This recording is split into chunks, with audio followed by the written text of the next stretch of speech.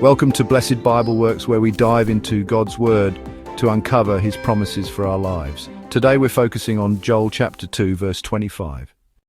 Joel chapter 2, verse 25 says, "I will restore to you the years that the swarming locust has eaten, the crawling locust, the consuming locust, and the chewing locust, my great army which I sent among you."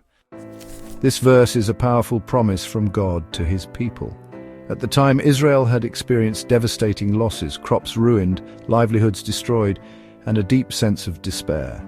The locusts, both literal and symbolic, represented the judgment they faced due to their sin. But even amid judgment, God extends a message of grace and restoration.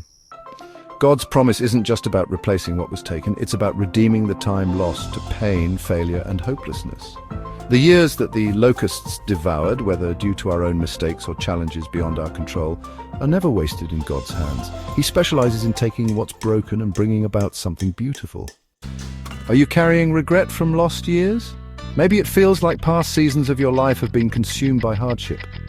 Joel chapter 2 verse 25 reminds us that restoration is part of God's nature. No matter the damage, He can restore joy, purpose, and blessings, even better than before. Here's the key: restoration comes when we turn our hearts back to God. Just as Israel repented and sought the Lord, we too can experience His healing when we surrender to Him. As you reflect on Joel chapter 2, verse 25, remember this: God is in the business of restoration. Whatever the locusts have eaten, He can restore tenfold. Trust Him with your past, your pain, and your future.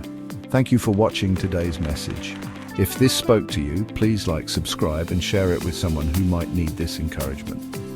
This is Blessed Bible Works, reminding you that in Christ restoration is always possible.